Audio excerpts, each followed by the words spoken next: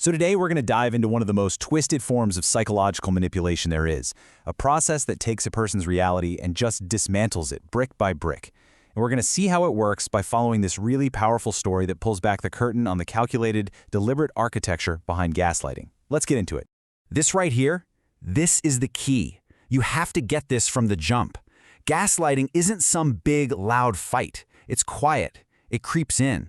It's like this slow, steady drip of doubt that, over time, just completely erodes the foundation of everything you think is real. It's a poison, yeah, but it's given in such tiny doses you don't even notice, until you can't trust your own mind anymore. Okay, so let me introduce you to our two main characters. We have Elena, she's an art restorer, and Julian, an architect who is maybe a little too obsessed with what holds things together. Now, when they met, it felt perfect, like something straight out of a movie. But here's the thing, he didn't just fall for her, he started constructing a world for them, this picture-perfect reality, all painted in what you could call a golden haze. And what's so wild about this first stage is the precision of it all. Julian wasn't just learning about Elena, he was studying her. Her favorite kind of tea, her deepest fears, her quietest dreams. He absorbed all of it. And then he just mirrored it all right back at her, making himself into this perfect reflection of everything she thought she wanted. And that connection, it's intoxicating. It's almost impossible to resist. There's actually a clinical term for what he was doing. It's called love bombing. And yeah, it's a known manipulation tactic. But for the person on the receiving end like Elena, it doesn't feel like a tactic. Not at all. It feels like you're finally being seen, finally understood. But this is the crucial first move, laying the foundation for all the control that's going to come later. So once he's got that foundation of trust completely locked in, Julian starts building the first wall of the prison. He creates this little bubble for them, this us against the world vibe. There's us, right? We're the signal. We're on this special frequency. And then there's them, everyone else, who are just noise. It feels like a fortress, like he's protecting their love, but what it's really designed to do is isolate her. All right, let's move into the next phase, because once that fortress is built, these little subtle cracks start to show up in the perfect world Julian has created. And this is where the slow, deliberate erosion of Elena's reality, her confidence, really kicks into gear. So the first real test is something super small, almost forgettable. Elena, and remember, her entire career is built on paying attention to the tiniest details. She knows she put her passport on the console table. The memory is clear, it's vivid. And then, poof, it's gone. And right there, that's it. The very first seed of doubt gets planted. This slide just lays out the core mechanic perfectly. On one side, you've got her crystal clear reality. On the other, you have his calm, dismissive, completely overriding story. And notice, he doesn't just say, no, you're wrong. He rewrites the entire event and then frames his version as him being worried about her failing memory. He was testing the waters, calibrating just how easily he could get her to accept his reality over her own. And of course, it's never, ever just one thing. It becomes this pattern of small, ambiguous events. Each one is just deniable enough that she questions herself, not him. A forgotten appointment here, a casual insult about her dress there. And then it gets really insidious. He starts weaponizing her best qualities, twisting her empathy into a flaw, and labeling her normal emotions as episodes. And that leads us to another key psychological trick. It's called DARVO. It's an acronym. So Julian denies what he did, then he attacks Elena for even daring to question him, and then he reverses the roles of the victim and the offender.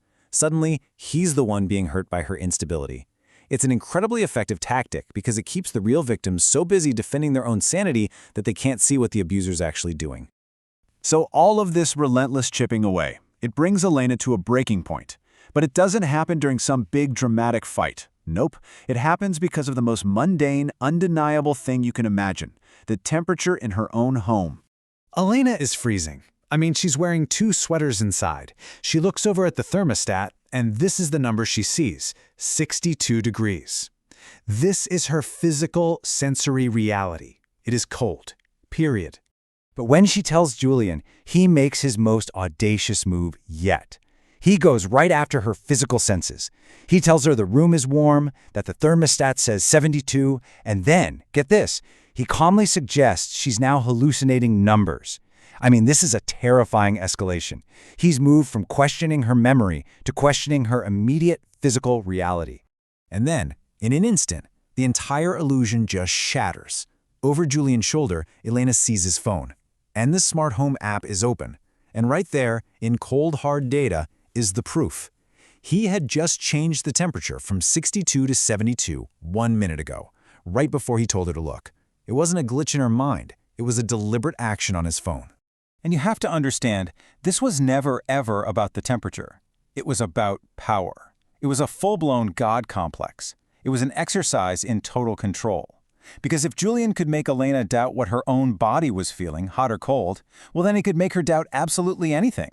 He could own her reality. That single moment of clarity, it changes everything.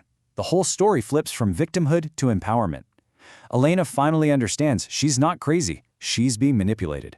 And just like the art restorer she is, she starts this methodical plan to dismantle the forgery that is her life and restore her own truth.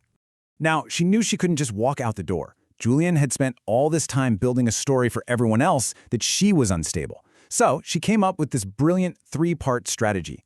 First, she started to document everything on a secret phone, every lie. Second, she used something called the gray rock method, basically becoming as boring and unresponsive as a rock to starve him of the reaction he craved. And third, and this is so important, she found an anchor to reality by reconnecting with her sister for support.